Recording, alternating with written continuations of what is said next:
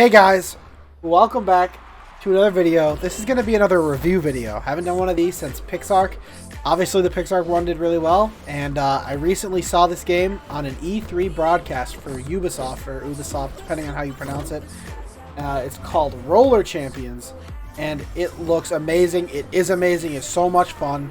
Now, just a reminder, this is in pre-alpha, and no one is good at the game, but it has some Rocket League feels, and for most of you know, I am in love with Rocket League. I played it a ton.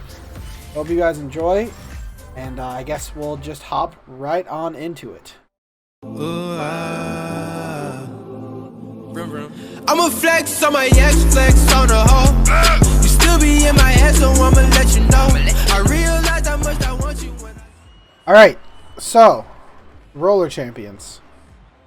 It's amazing. It's so much fun, but you can start to see some bugs. Now, I just have to say this one more time, and I can't say it enough.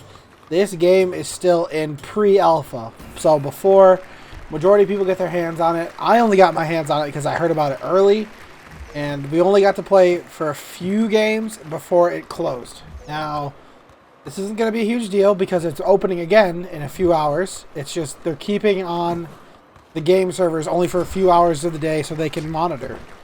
So immediately when you load in, you're going to notice that the camera is really hard to work, and you focus on the ball a lot. So when I say that, there are times where the ball will be on the complete other side of the map, and you'll just be staring at it, and you won't be able to see where you're going left or right. Now, the camera completely changes when it's in your hand. When it's in your hand, you focus on you, and you have to kind of look around in order to dodge the opponents. Another thing that we've noticed is matchmaking can be completely unfair. You could have one team with all three people randomly match into each other who have never played once, and then the other team is all people who have played 10 plus games. I think it's because there aren't a lot of people playing right now, but as far as we can tell, there's no balanced matchmaking. Another major thing, and you might be able to see it in this video a little bit later, but every time you score or the game starts, the orange team gets screwed over. So the ball always drops on the blue side. So that's kind of unfair. It's not really that big of a deal because you have plenty of time to steal it away from them, but if you play it right as the blue team, you should always get the ball. Major, probably the biggest bug and biggest issue we had is that the juke move and the tackle move are both really overpowered. So when you have the ball in your hand, juking is almost unstoppable. As long as you know where the other team is at all times, and as long as there's not like 2+ people barging at you, you will score, or you will get around them, not necessarily score. And you can see right there, I juke someone and score so easily. I just need to see where they are. It's completely impossible to stop. Now, on the other side, if the other team or your team has the ball, but you don't, all you should be focusing on doing is running at the other team and tackling them. There's nothing they can do to stop it. They get you on the ground once, they can keep putting you on the ground over and over again and make it so you cannot stop them. It's crazy. So tackling on the offensive end, not on defensive end, is also really overpowered. Next is the rewards for after the game. So after each game, you are shown how many fans you gained, and that depends on, you know, how many times your team scored, if your team won, how many times you personally scored, what kind of points you scored. So there's increments of 1 point, 3 point, 5 points, depending on how many laps you do before scoring it in the hoop. But those fans don't go towards anything. We don't know if that's just like a feature later on, if it'll improve in matchmaking later on. From what we saw, it does absolutely nothing. So, kind of a pointless system. Overall, this game has a very similar competitive feel to Rocket League. After your first few games, which is the same with Rocket League, where you don't know how to do anything, it's really hard to kind of care.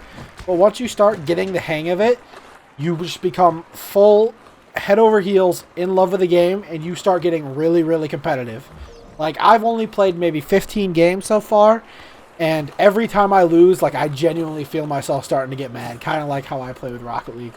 So I guess maybe depending on the type of person you are and how you play games, that might be different, but it's it very much feels like a game that could have an esports scene similar to Rocket League, which has been touted one of the most exciting esports in the world to watch. So, I mean, if you're interested in becoming a pro gamer, maybe hopping on this game. If it blows up, I mean, you could have a really cool career, just like the Rocket League pros.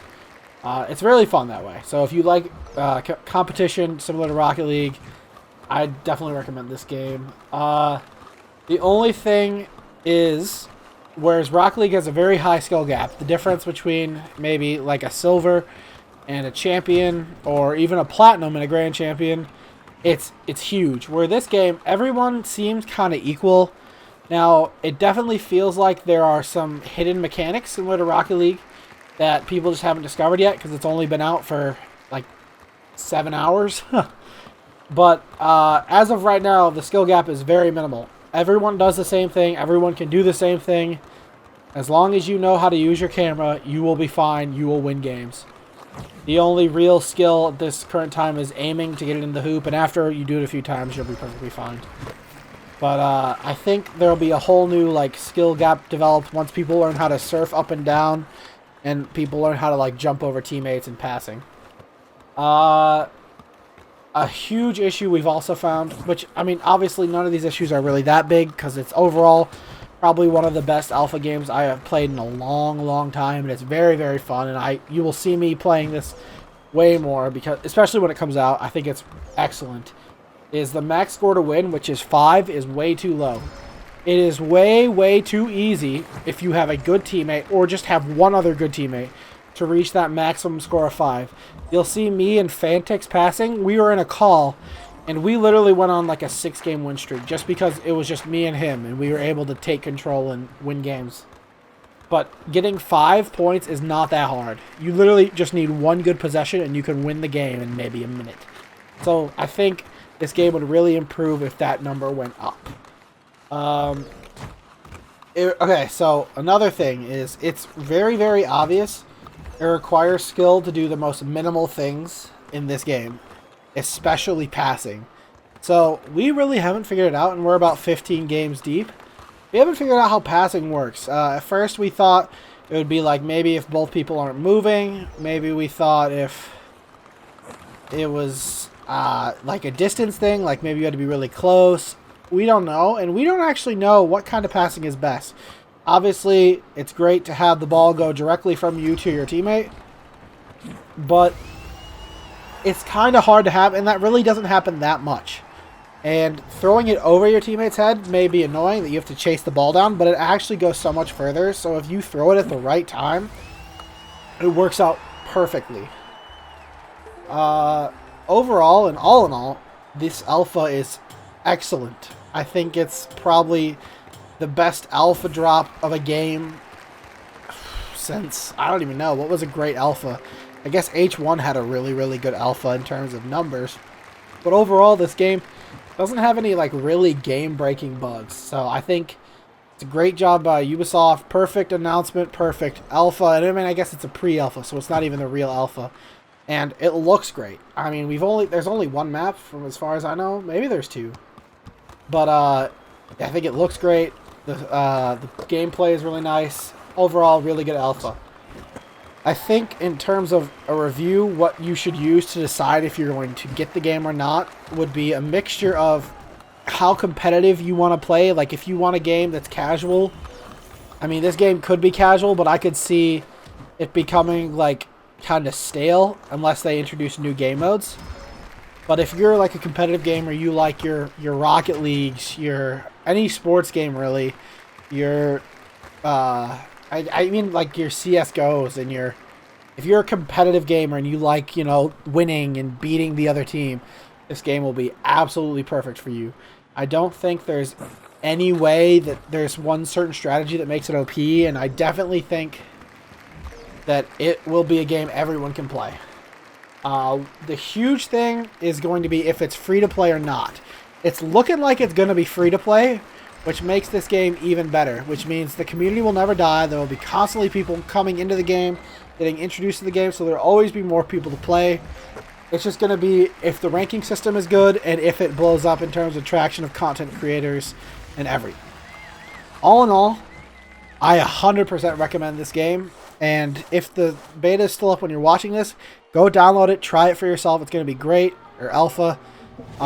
If not, we're going to have to wait for full release. But overall, I think it's one of the best games come out. I have so much fun. It's going to be my Rocket League replacement. All right, guys. Peace.